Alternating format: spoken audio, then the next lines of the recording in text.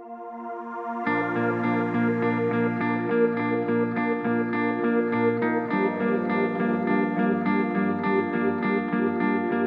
afternoon, everyone. My name is Sam Hawgood, and I have the honor and privilege of being the Chancellor at the University of California, San Francisco. I'm very pleased to welcome you all to the UCSF Medal celebration for 2020. Right now, I'm here on the Mission Bay campus, and I thank our medalists for joining us from their homes across the country. The UCSF Medal is the university's most prestigious award. We bestow it on individuals whose life work is consistent with the public mission and values of UCSF. We celebrate our medalists during a public health crisis of historic magnitude and during a national reckoning of racial injustice that has been precipitated by the tragic murders of Black Americans by our police. These events affect us deeply, and they affect us all. We must commit to confront anti-Black racism and to dismantle all forms of discrimination in education, research, and healthcare. Today, we pay tribute to three remarkable individuals who have dedicated their lives to addressing discrimination and to bring equality and equal opportunity to all. I know their stories will inspire you as much as they have inspired me. Let's start first with Dr. Freeman Habrowski, President of the University of Maryland in Baltimore County. Freeman has a passion for education as the great equalizer. He has made it his personal mission to increase the number of minority students pursuing advanced careers in the STEM field. He spearheaded the Myhoff Scholarship Program aimed at promoting minority achievement in STEM. And in 2012, Freeman was named by President Obama to chair the President's Advisory Commission on the Educational Excellence for African American.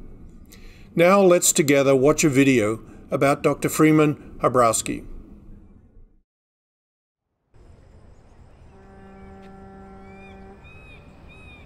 My mother was an English teacher, and one of her favorite authors was Zora Neale Hurston, who wrote the book Their Eyes Were Watching God. And the book begins, "Ships at a distance have every man's wish on board. For some, they come in with the tide. For others, they sail forever on the horizon, never out of sight, never landing until the watcher turns his head away in resignation, his dreams mocked to death by time.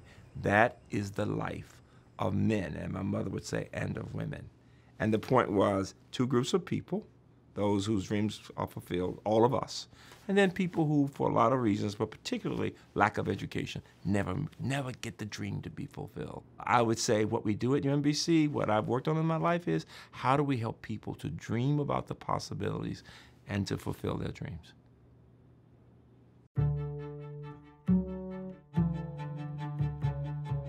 Dr. Hrabowski, when you first meet him, has this certain kind of confidence that's infectious.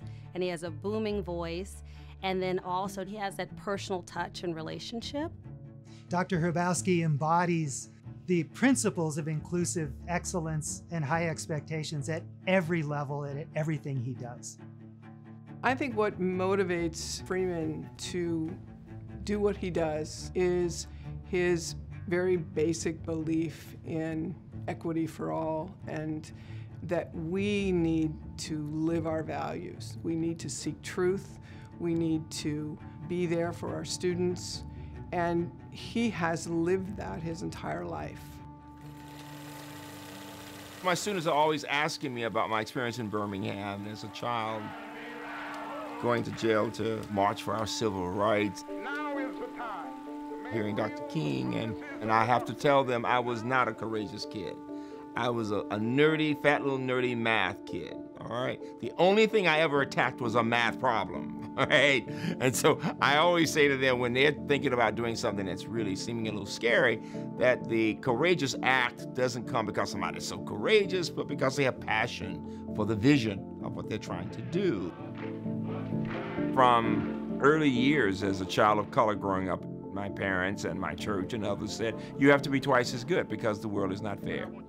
Get over it. people with great privilege will continue to have great privilege. And if you're working class, low income, or middle class, you may not get the advantage because you may not know the right people. And the only way you can be the best that's possible is to work really hard to be twice as good. Women have been told that, people of color have been told that, and I've always thought that way. And I say that to students of any background, regardless of race or gender, you want to be better than you thought you could be.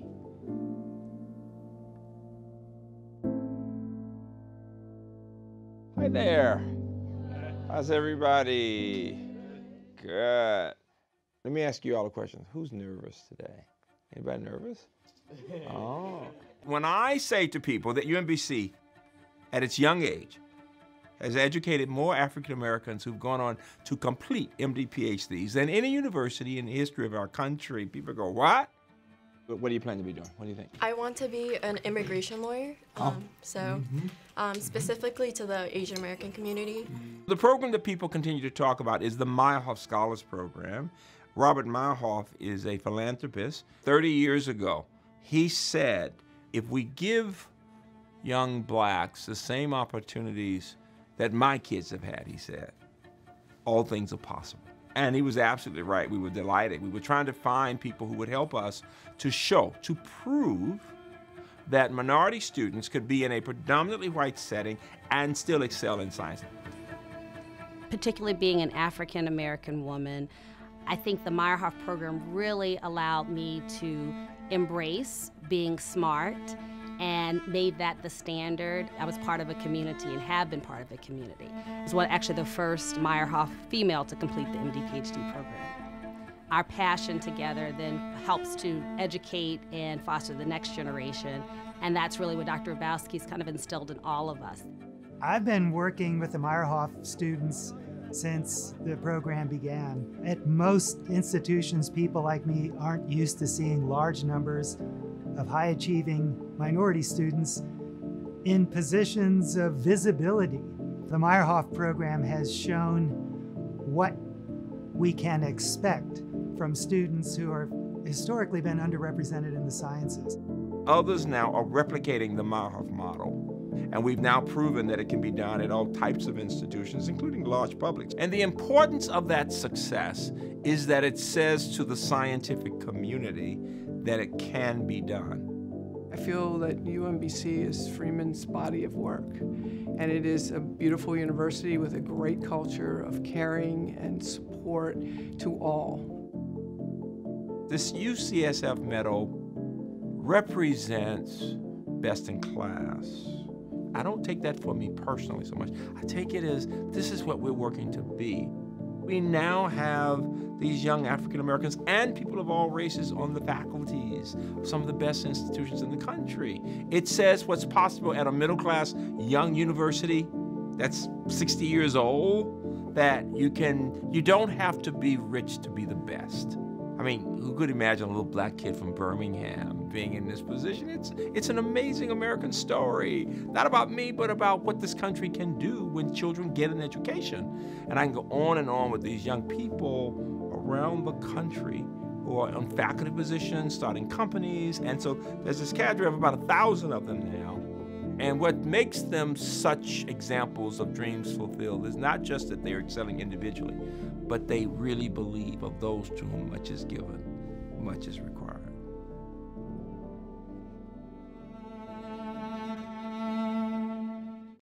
Freeman, that video and your sharing of your personal journey and achievements at UMBC are truly inspiring, and we are so honored to have you as a 2020 UCSF medalist. We're going to have an opportunity to talk together with your co-medalists in just a few minutes, but for now, let me ask you just one question. As we saw in the video, you had a defining moment early in your life. You were a leader from very early on, and you've continued to be a leader throughout your life and continue today. What do you think instilled that ability to have others follow and for you to be a leader? Powerful question, Sam. First of all, I'm so honored to be getting the award, honored with my co-medalists and their careers. Let me say that for me, the message of that period in the early 60s was one that Dr. King gave us, that people in my church, my parents. It was this, that tomorrow can be better than today. That I didn't have to always go to schools where we got the hand-me-down books from white schools. That I could one day perhaps go in the front door and drink out of a water fountain, and I could dream about the possibilities. And it's hard to believe how much the world at that time told me as a child of color that I was second class. And yet what my community was saying was, don't you dare allow anyone else to define who you are. And that has been the message for me all my life. Thank you. Thank you for sharing that. It's very, very inspiring. Our next medalist is Dr. Afaf Meleis. Afaf is Dean Emeritus of the University of Pennsylvania School of Nursing and Professor Emeritus right here at UCSF, where she aided in the evolution of UCSF's doctoral nursing program, the first in the Western U.S. During her 34-year career at UCSF, Afaf championed faculty gender equity. She is nationally known for her success in recruiting and retaining Hispanic, African American, and Middle East women for master's and doctoral level preparation in nursing. She is a global advocate for women's health. Join me now in watching a video about Afaf and her achievements.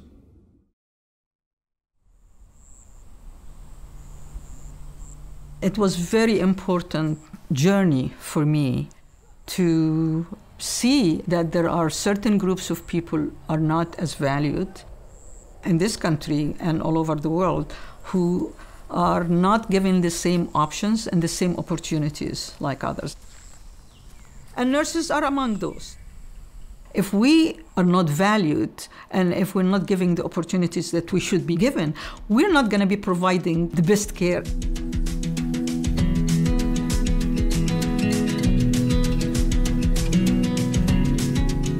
UCSF stands for excellence. Afaf taught me from the very moment I met her that excellence involved a lifelong commitment, that we used every skill, talent, bit of knowledge we brought to try to make a difference in the world. From Afaf, you learned first and foremost, at some point, resistance was futile. But I never really had confronted anyone with the energy, the imagination, determination that was Afaf. Afaf is the greatest advocate for nursing you could imagine. She shifted the perception of nurses to being one of research, teaching, and clinical practice. That's beautiful. UCSF is #1. I am Afaf Ibrahim Meleis, and I am a nurse, first and foremost. And I feel that with having spent 34 years of my life at the University of California in general, I feel UCSF is in my blood. Afaf grew up in a country where women weren't necessarily given the same kinds of supports and encouragement to grow and develop in their lives. I knew at a young age that nursing was considered second-class citizen in the healthcare system and that there was resistance to having nurses be educated. She had a mother who was this spectacular influence on her. Her mother was the first woman to ever get a master's in public health and a PhD in Egypt. That, in combination with a father who was very supportive of his daughters, I think gave her a lot of strength, and it was an excellent foundation. My mother, who was a nurse and a graduate of a diploma program, was selected by World Health Organization to come to the United States to receive the first bachelor degree in nursing in the Middle East, in Africa. On me, it set me up to think about how important education is. So at Penn Nursing, there is this mural that gives voice to the voiceless, both figuratively and quite literally. Well, if you want to give voice to the voiceless, Afaf is your champion. She doesn't understate anything when it comes to the values that she champions and we champion, and inclusion is #1 among them. Afaf was constantly thinking about unrepresented, more marginal populations and trying to find a way in which they would be represented in the student body, in the faculty, and in the research and education mission of the School of Nursing. Both universities where I spent quite a bit of time working, UCSF and the University of Pennsylvania, was very important to me that we diversify the student body and we diversify the faculty also. I brought you some books about leadership because you are leaders, but I think that's just going to give you the language for what you're doing, and you're doing really well. When Afaf was here in the School of Nursing, she had a huge impact on the development of our doctoral program in nursing. Her whole view of philosophy of science and theory as the basis for excellent research was really critical to the development of everything that went on here in our doctoral program. And so not only did she make that case very clear here, but throughout the country and throughout the world during her career. How do you elevate the incredibly important role of nurses in every community in our society and the world? And the way she succeeded in doing it is to teach, to educate, and to empower the next generation of nurses to be even more impactful than this generation, even more successful than Afaf herself is. She was one of the first individuals in my life who I would describe as a true mentor. I came as her mentee to understand what it meant to be an academic. It wasn't just a 9-to-5 job. It was something that you gave your life to completely and fully, and she modeled that. My legacy are my mentees, the people I have mentored all over the world. It's not in the positions I held. So as I go around in Finland, Sweden, Thailand, Mexico, Colombia, Brazil, and I see what my mentees have accomplished there, I'm very proud to receive the UCSF Medal because the values behind this medal really affirm many of the things that I have believed in and worked on all my life. But I actually do believe the importance of this medal is that it confirms the value of nursing. It's on behalf of all the nurses who work very hard in the healthcare system to make a difference. So I'm actually very proud also of UCSF for upholding those values that are very important for the healthcare system.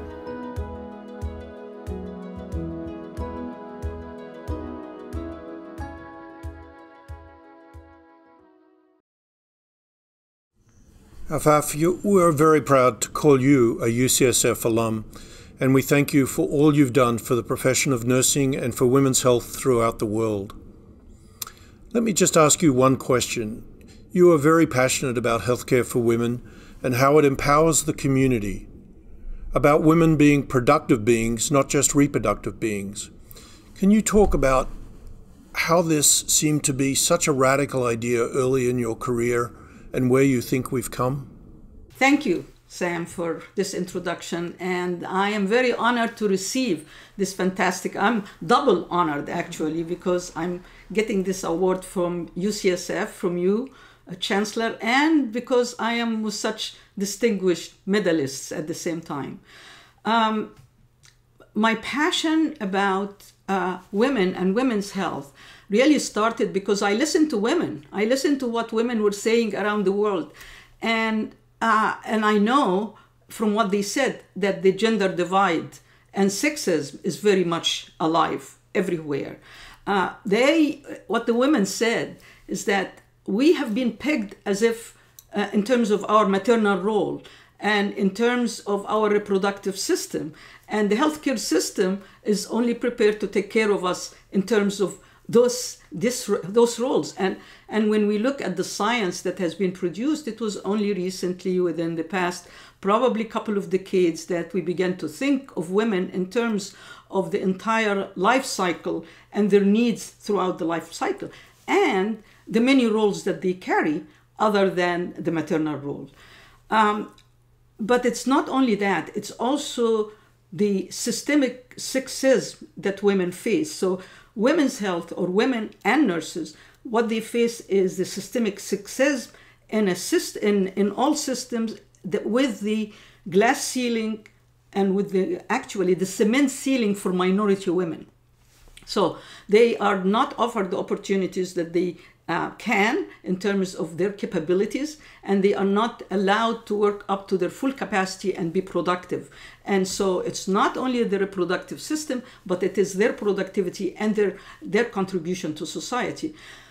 But in addition to all that, we also have a healthcare system that has second-class citizens in it, and that's the nurses have always viewed as second-class citizens. It's great that what's happening right now with the virus that we are facing, that nurses are being acknowledged as frontline people and being rewarded or being even valued for what they are doing.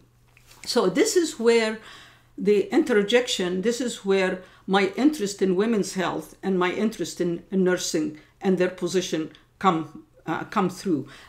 Women have many issues about undercompensation and devaluation and being just thought about in terms of one role rather than all the roles, and the science behind it has not really caught up, but same thing is happening with nursing. So my passion is about valuation of nurses, valuation of women, compensation, equal compensation. And if we come from an equity perspective, then I think we will be able to get rid of the sexism. There is the racism, but also the sexism that's happening.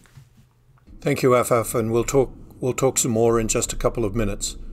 Now on to our final medal recipient, Dr. John Watson. John is a professor in the School of Medicine at UCSF. His service to the university has spanned 46 years, and his mark is indelible. As Dean of Admissions, John led the overhaul of the School of Medicine's admission process, placing greater emphasis on diversity and using a more holistic approach to capture the strength of each applicant to the school. In doing so, he created a model that was soon adopted by many medical schools across the country and is in place today. One of John's greatest contributions to the university was his dedication to serving as a mentor.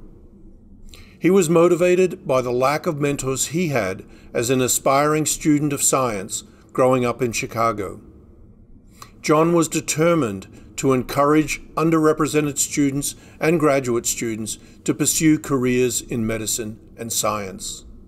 Join me now in watching a video about John.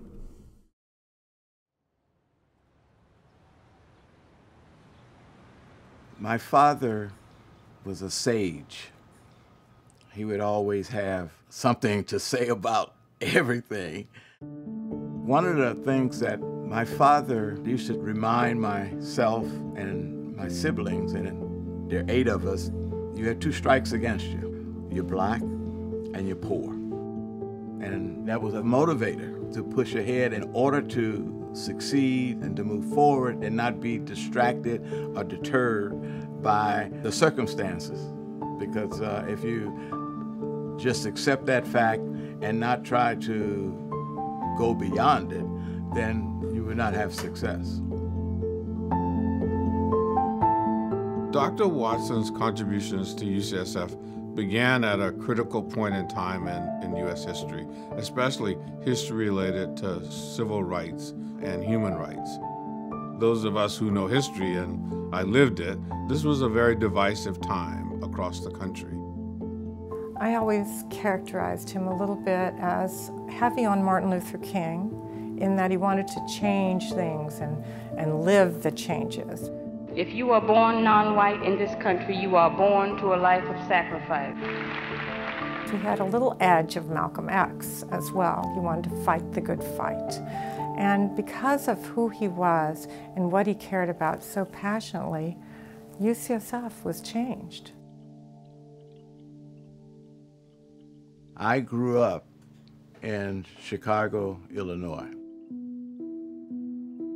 I was born in 1940. We lived in the Ida B. Wells housing project.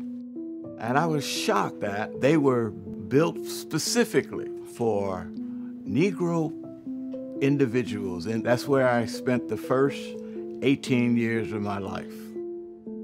Growing up African American, especially in a place like Chicago, we were all told that we had to work 3 and 4 times harder than the other students in our class in order to get the same grade.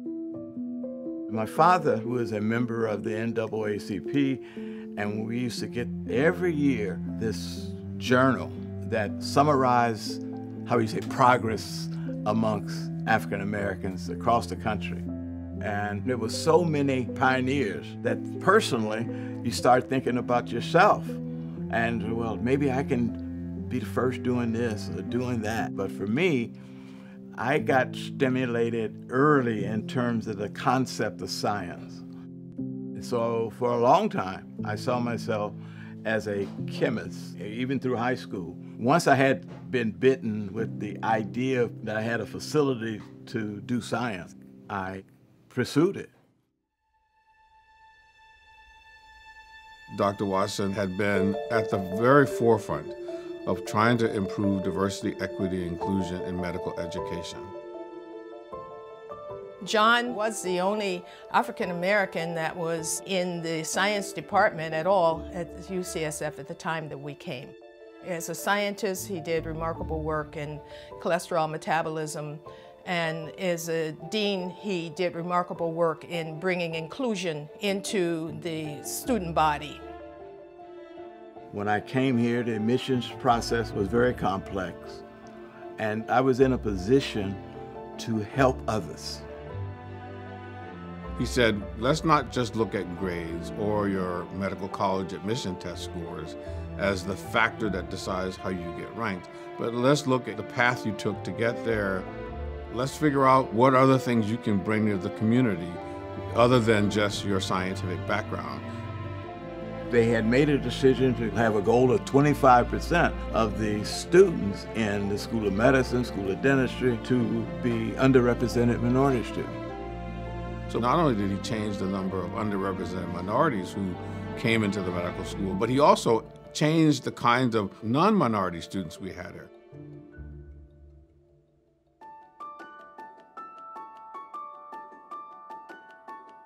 Dr. Watson has been a mentor to many people over many years. He has actually done what we hope all of us would do as scientists and faculty members at UCSF, and that is make a difference in the lives of others. We wanted to develop a fund that would support people who had that same value. As soon as we said that out loud, we realized there was one name that epitomized this entire effort, and it was John Watson. We now have about 41 John Watson scholars. They have become a community within UCSF that I think is really pushing forward many of the things that Dr. Watson stood for and continues to stand for. He's a servant of humanity. He's a person who was always looking out. How can we make it better for people who have been locked out to become part of the system? And some of those individuals that were a part of his life, they have gone well beyond being a doctor to being deans, to being chancellors, to being whatever. And that's like throwing the pebble into the pond and seeing the ripples. In his pond, the ripples are still going and they have not reached the shore yet. He changed the sort of what this cultural landscape of this university was. So I feel he is definitely deserving of the UCSF medal. This medal is a signal, not that to strive for, and helping others and promoting others towards success, because you've contributed to the overall improvement of humanity.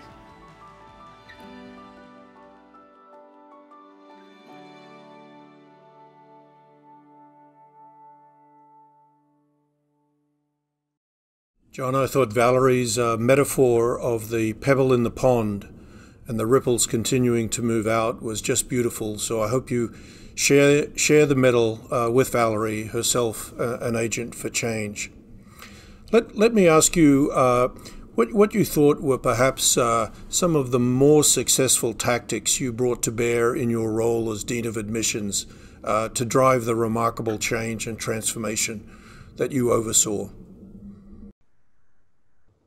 Well, when I came to the university in 1969, there was a lot of turmoil going on in society, and part of it was directed at the recognition of the absence of inclusiveness and diversity and opportunity for students of color. But also it was there, obviously, for women.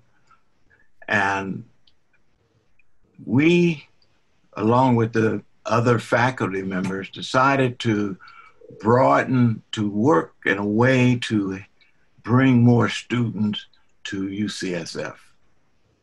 And at that time, very, very few medical schools were accepting one or two underrepresented students. UCSF, along with about 10 other schools, became very involved, and with the goal of 25% of your student population to be underrepresented. That amounted to about 33 students a year. And it was, the pool was not in the sort of like the right pool of just the graduates at the period of time. There were individuals who had wanted to go to medical school but didn't have the opportunity. So we were able to recruit and bring the students to campus. There were faculty who were committed to making it work. And in particular, I do have to acknowledge Dr. Wellington, who was my mentor, and the efforts made to diversify brought in additional factors. And it wasn't like you say, well, okay, well, they had to have done X or Y. The reality of the situation was that the characteristics that were being looked for in physicians were evident in a whole range of students, but because they were not from either the proper place, institution, or involved in terms of having knowledge of what does it take to even come to medical school.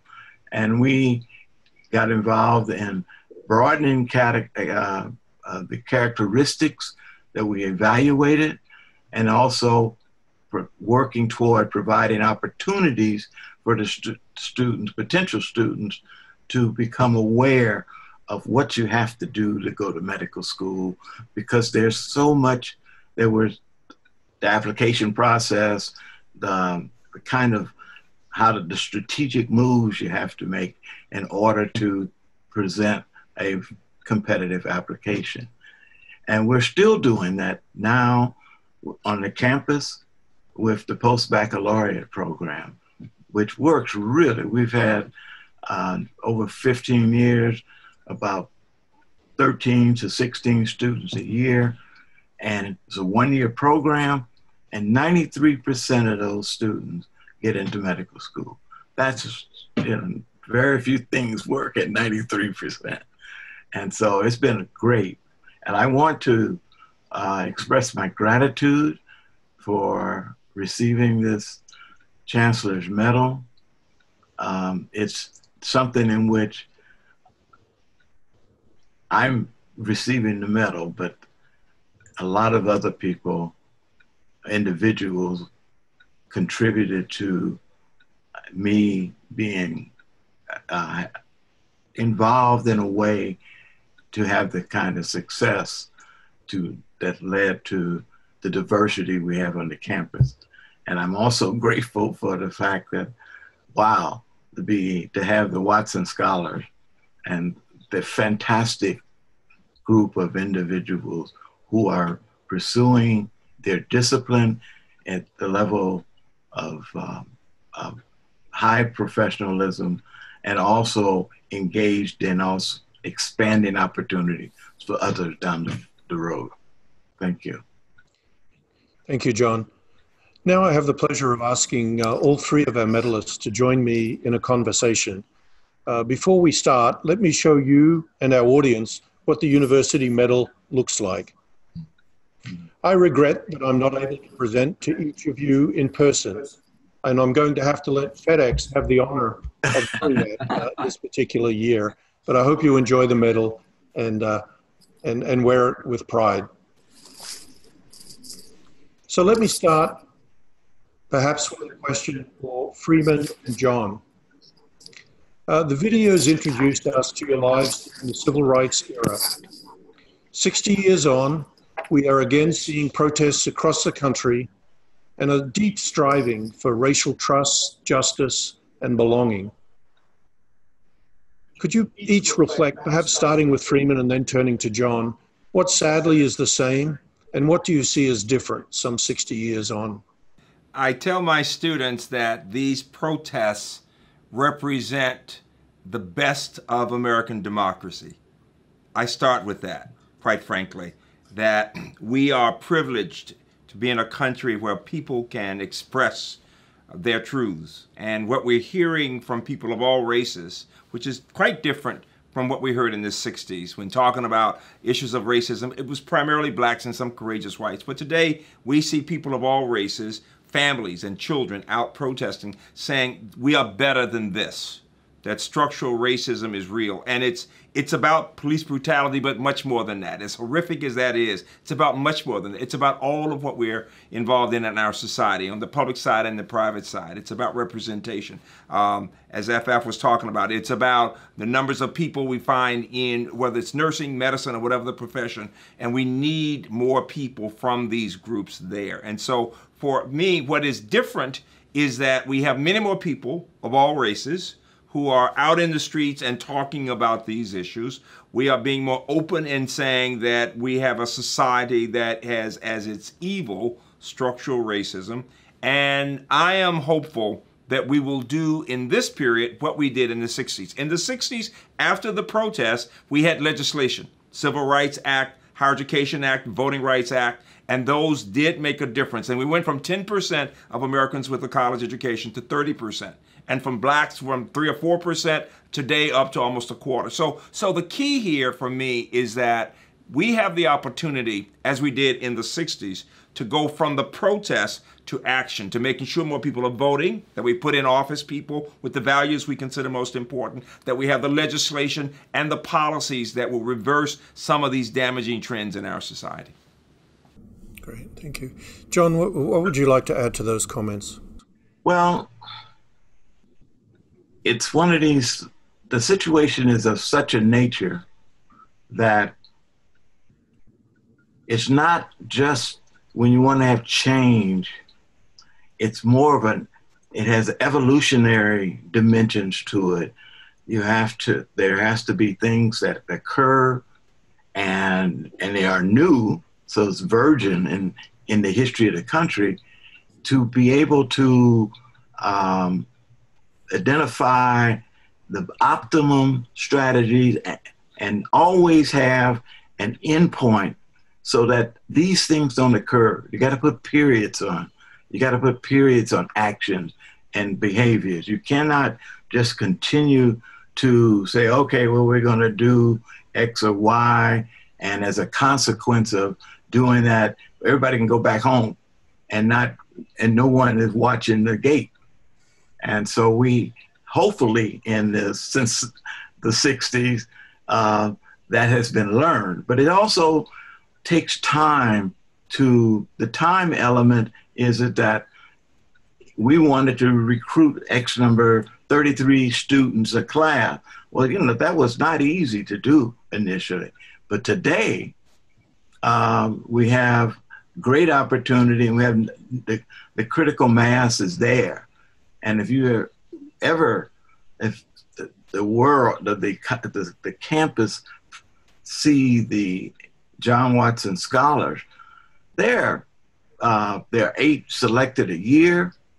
This is the 6th year.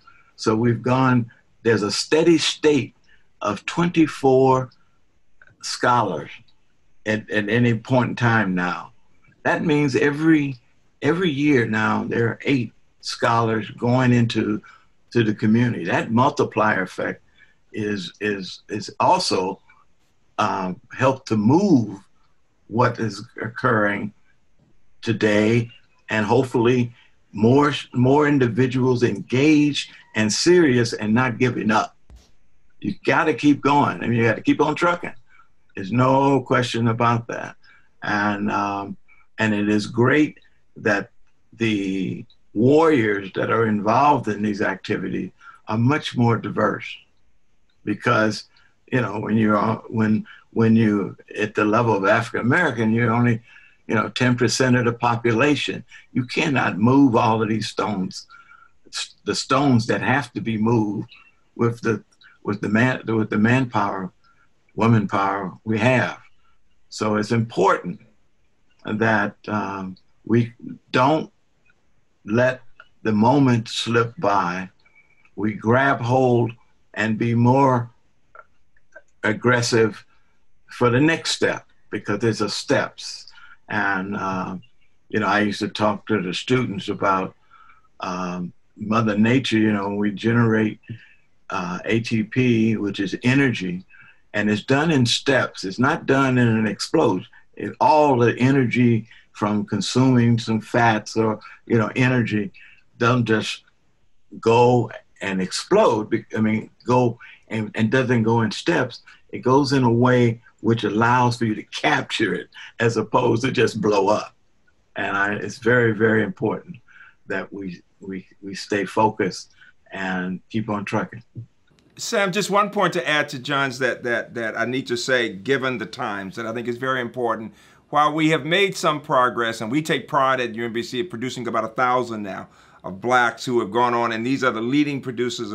We're leading the country in producing these black PhDs in science and MD PhDs. But let me say that we in higher education are as much a part of the problem as any. My campus, your campus, all of us. Because if you look at the faculties at any of these campuses, you see so few people of color and so few blacks, especially in STEM areas right now. And until we change that, until we have the kind of commitment on all of our campuses to increase the numbers for African Americans, Latinos, and others, as well as women, we are still in the middle of the problem. We have to see ourselves as a major part of the issue of structural racism in our country.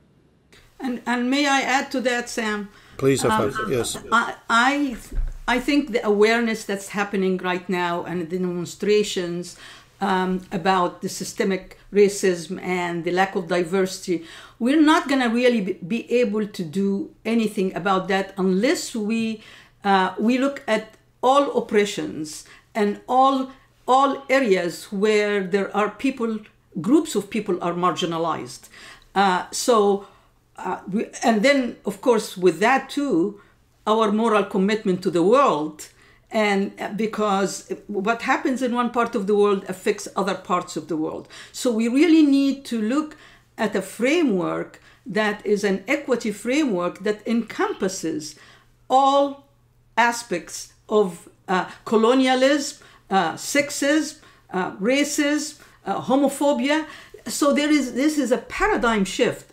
A way to think about our world and the way to think about our universities in terms of an equity perspective. Because equity is not going to happen in one area only. It's going to happen when we all practice equity and we see the world in terms of equalizing it. So I really want to add to that this awareness right now is great, because it's also raising awareness about other inequities that are happening in our world.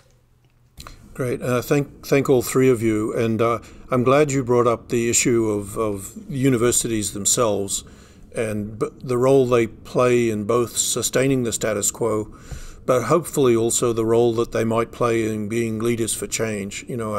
Many academics, myself included, tend to think about and talk about universities as bastions of progressive change, social mobility, equality, etc. But I've been really very humbled over the last month or two in the powerful stories I've heard from our students, our own faculty, right here at UCSF, indicating that we have such a long way to go. Freeman and Afaf, you both touched on it. Let's explore that a little bit more. As a university, what can we do to really provide some leadership for the country at this particular time? Any thoughts on that? And I think you are doing some of that right now, Sam. And number one is listening to the populations and what they are saying. I came to UCSF in 1971 as an assistant dean. And one of the first things that my dean asked me to do is to go to Cole Hall because there was a Black Caucus meeting. And the Black Caucus were upset and angry, not unlike what is going right now. And at that point, I'm new at UCSF. I've been at UCLA 3 years, brand new PhD, 3 years out of PhD. I stood up in this mass of Black folks in Cole Hall, and I started defending my school, defending the School of Medicine and School of Nursing. And they hushed me. And they told me to sit down, and they said, you need to listen to us. I said, look, I come from a country where I was colonized, so I understand. They said, no, you don't understand. You need to listen to us. So the first, and I learned, and this is where I spend the rest of my life doing, listening to people, because the context is different, the people are different, and the issues are different. So number one, listening. But number two, commit resources. There has to be accountability. You know, we go through these periods and we get really excited and we want to make a difference and we want to recruit. And then it sort of dies. And then 40 years later, it comes up again. So committing resources to diversity, committing resources to recruitment, sort of like the Watson Fellowship, that is fantastic. But with that is accountability. Somebody who has to be on top of that at all times. You can't do it yourself, Sam. I can't do it as a dean by myself. We can provide the environment for it. But we need somebody to breathe it, live it, think about it every day. Keep asking the right questions. United Nations, so I go back to women's health and what's happening. It was only when United Nations decided to develop an accountability framework and ask the leaders of the countries every year to come to United Nations and to say, what's happening with women? What's happening with women's health? What are you doing about violence for women? That those leaders began to listen and to say, okay, we now have to come back and stand in front of United Nations to tell them what we did. So we better do something about it. So resources are really important. And then the third thing is enabling environment. Look at every committee you have. Look at every task force. Look at promotion.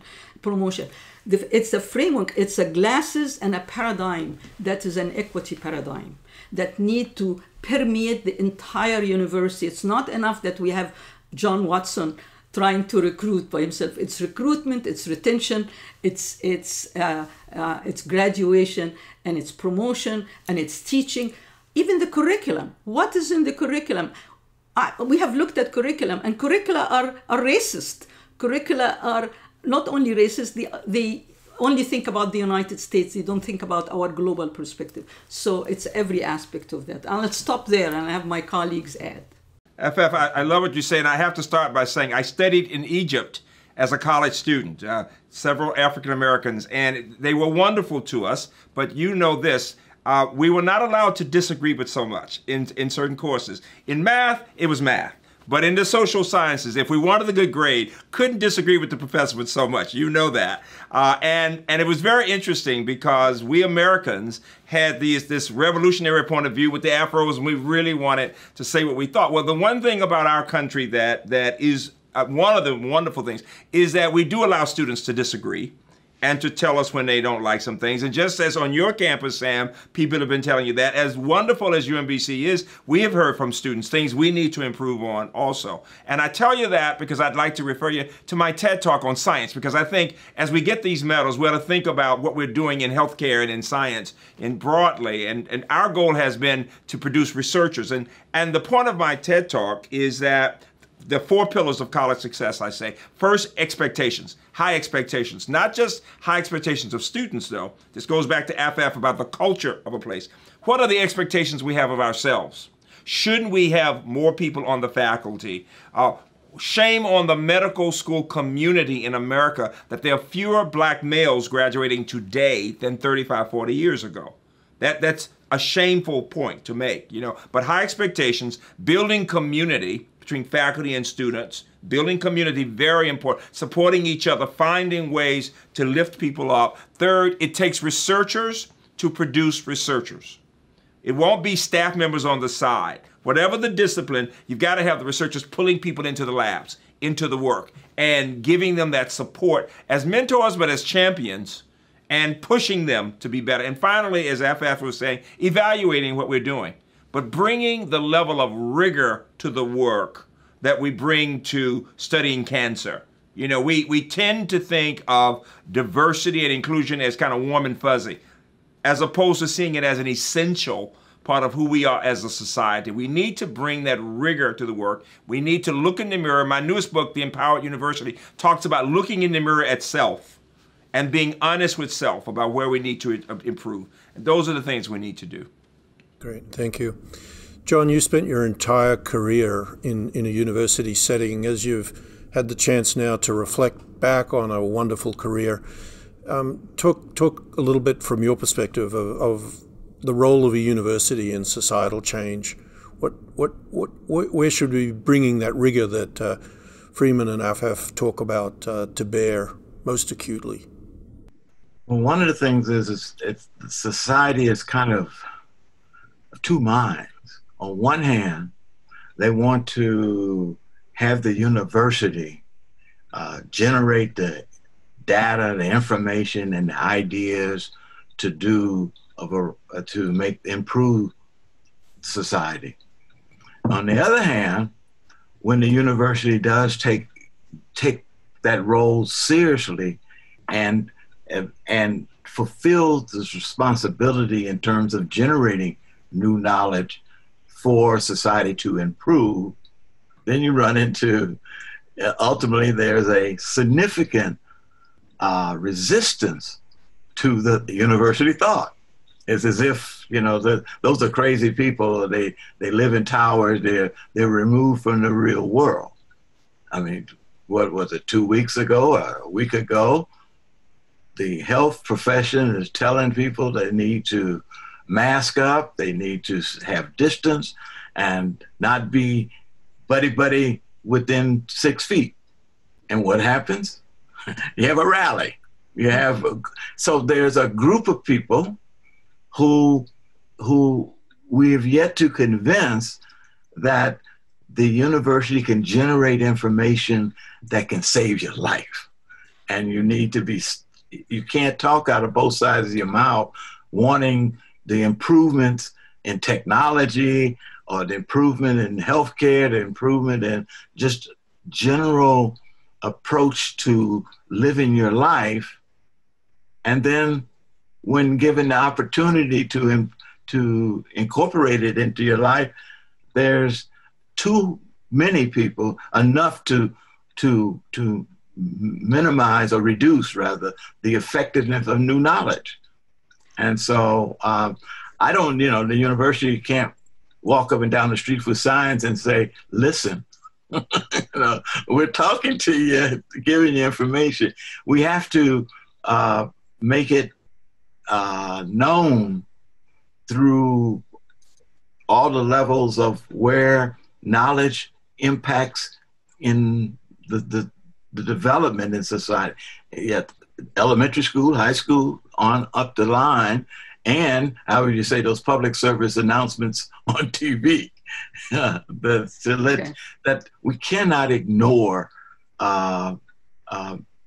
the the benefit that comes with knowledge and knowledge in a broad sense, so that you can be a much more productive society, and also in that process be more open, be the inclusiveness. And that means that individuals, we have to decrease the gap between the sense of feeling you belong in that society. And it doesn't matter who you are, but you know, the us and them kind of thing. Yeah. The eggheads versus the rest. Afaf, please. The university role is the generation of knowledge, but also the preparation of the next generation of people. So it's not only the generation of knowledge, it's teaching this next generation how to translate that knowledge. And we can't do that unless we have community engagement. So it should be part of our curriculum that our students are engaged in the community, are agents of change while they are our students. They can't learn that on their own after they leave. So we have to ensure that they know that they are the force that's going to change. We're not going to be able, as faculty member ourselves, completely make the changes that we want to see. But we can make it through that ripple effect that John was talking about, by actually preparing this generation to know how to can listen to the community and make a difference in the community. And UCSF has a fantastic role in doing that in healthcare in the community. Let me add to that, there is such a divide between those of us who have and are privileged and other people. Most people don't realize that 2/3 of Americans have never had anyone in their family graduate from college today, all right? And if we look at just the science, medicine, healthcare, nursing, all those areas, we know that we call the first year of science in America's colleges and universities weed out courses. Weed out. This is from the National Science Foundation. I chaired the National Academy's Committee on Underrepresentation in Science. And I'm telling you that people were shocked. It didn't surprise people that 80% of blacks and Latinos who begin in science as a major will leave it within the first year. But we were stunned that literally 2/3 of whites who begin in science leave it. And for the Asian population, literally only 40% will make it also. Now, why am I telling you that?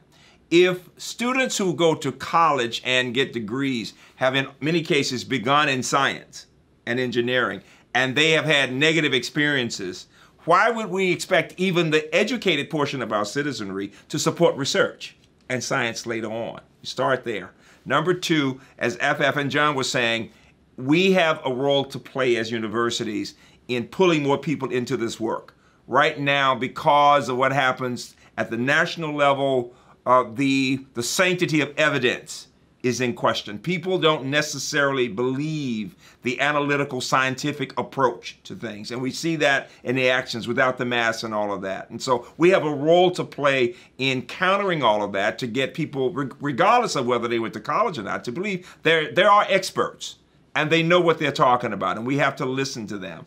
And then finally, from my perspective, I do believe that there's a role for us to play in helping to know how to explain concepts with clarity.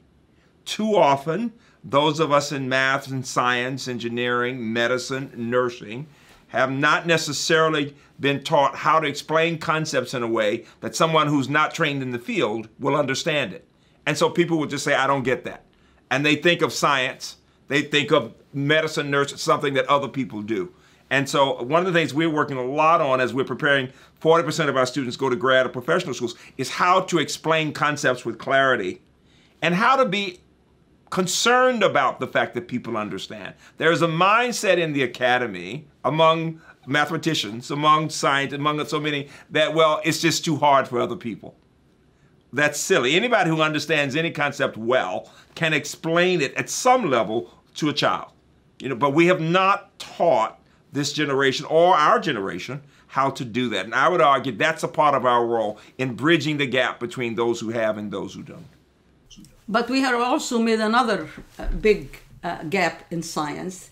We didn't study some of the important phenomena, the important questions that people really care about.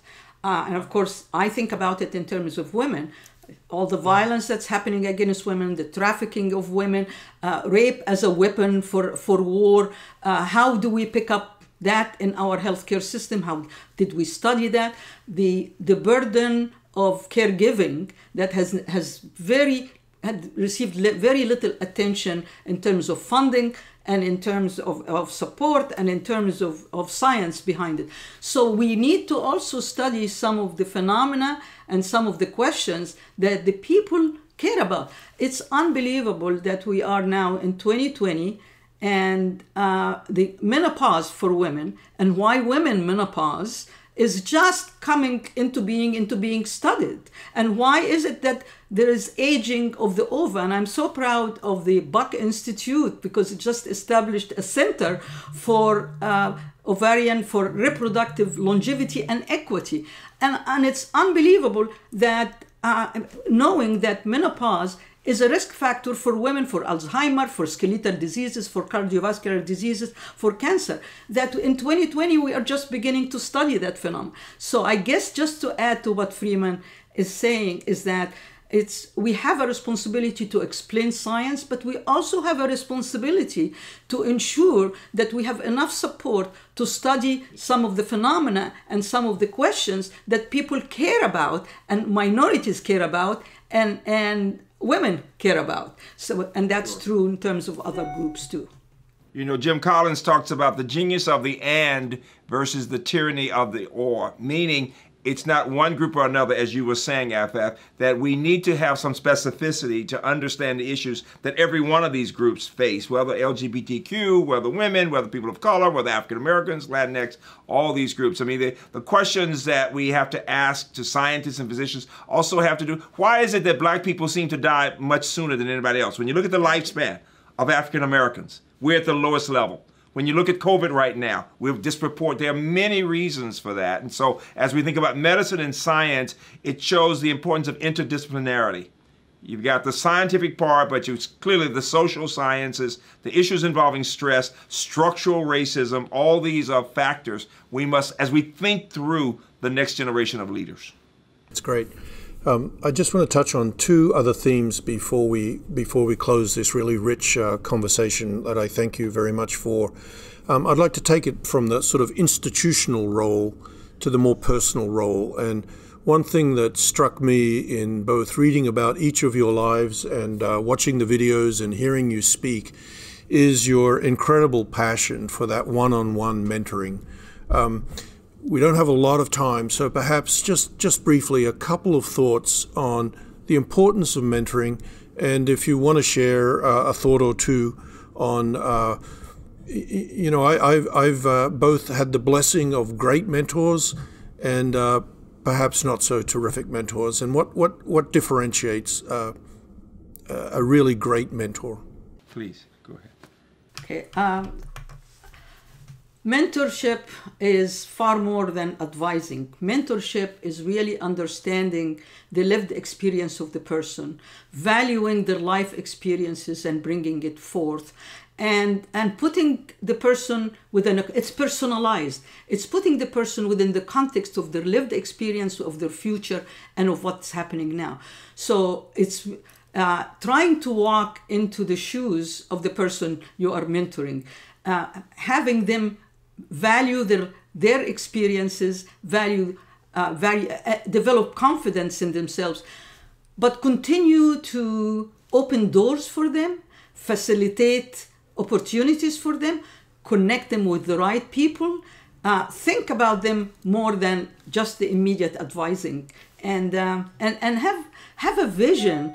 A mentor, a really good mentor, is have a vision that this person, what would make this person work up to their full capacity and be the productive person that they want. Great, thank you. John? I've thought about the formal dimension of mentoring. I think that all of us are mentors. But the spectrum or the breadth of the mentor we can do will vary immensely. But the most important thing is to deal with the individual who comes to you for mentoring. And as when I say for mentoring, because there's some individuals who are mentored, the mentoring is very limited and is circumscribed. And that's all, because they can, you're helping them get over a hurdle. You're genuine in terms of your interaction. It's most important to be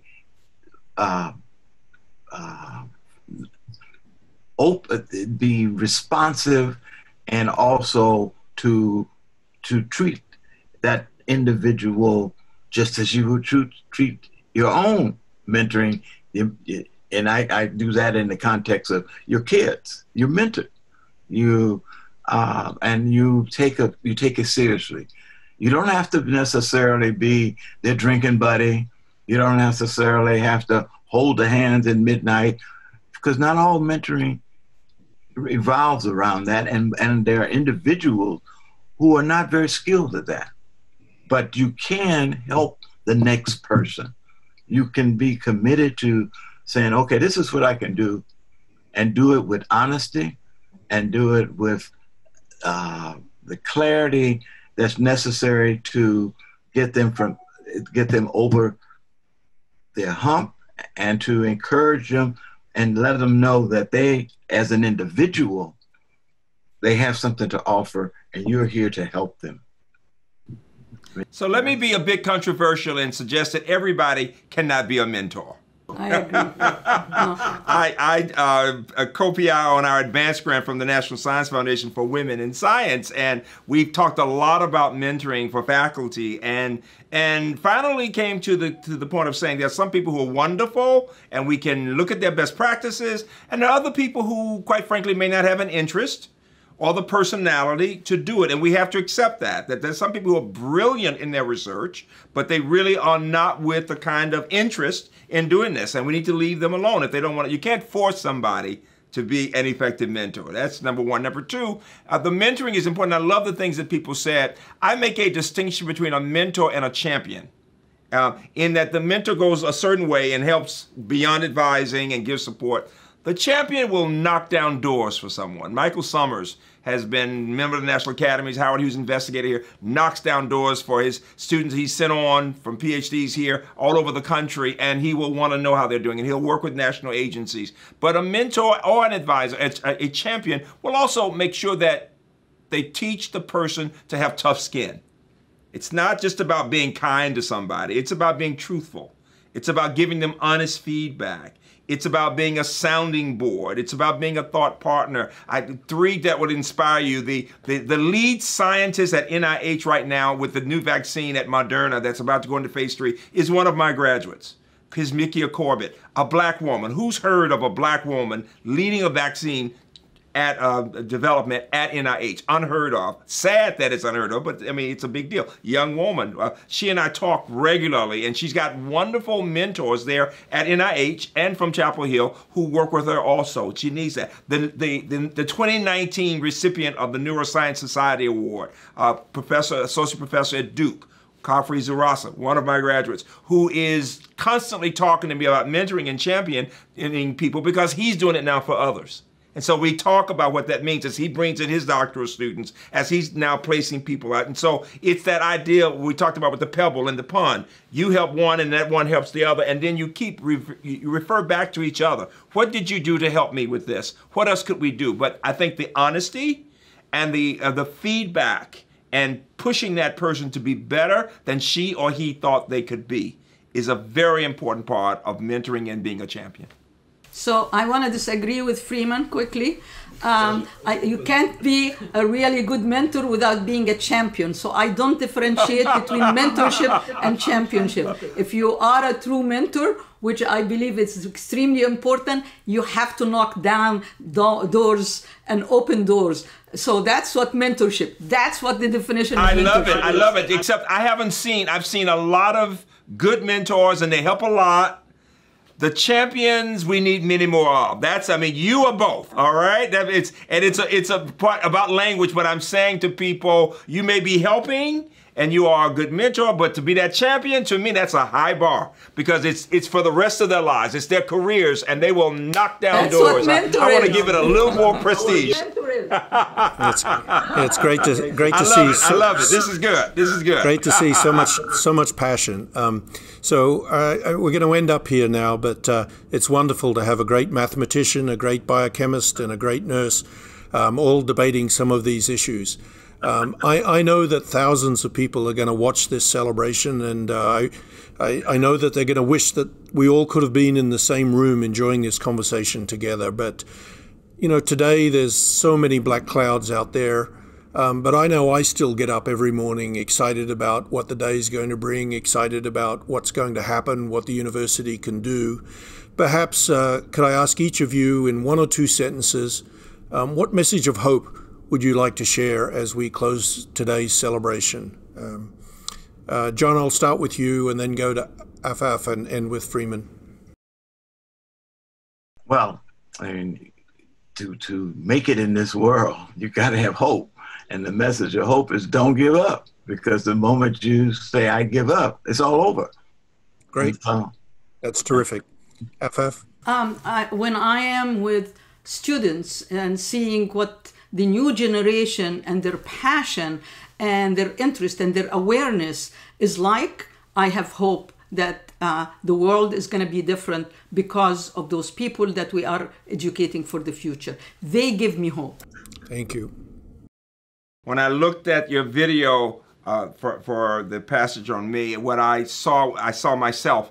I actually saw my 12-year-old self marching. I'm the next to last person with the kids. And everybody says I look angry. Well, I was scared. I was so afraid of going to jail. It was a horrible experience. And we all looked out the windows when our parents came out with Dr. King. And I'll never forget wondering, what's my future gonna be? Didn't know, just didn't know. It was a dark, dark period. And yet, with time, we fell down, but we got up. And there's the message, that in every period, when we fall down as human beings, as a country, we get back up. And it's that getting back up, that resilience. The word we use at UMBC is grit. We as a country have that grit. We will be better than ever when we get back up. Well, thank you, all three of you, for honoring UCSF, for accepting this medal on our behalf. You all three of you are true champions of your profession. True champions of the world, and I thank you deeply on behalf of UCSF for everything you've done and for everything that you will do in the future. And thank you also for being so gracious in allowing us to put this together in our new virtual world. I've enjoyed it very much. I hope you have. And congratulations again on being our 2020 UCSF medalists. Thank you. Thank you very much. Thank you. Thank you. Thank you. It's a pleasure.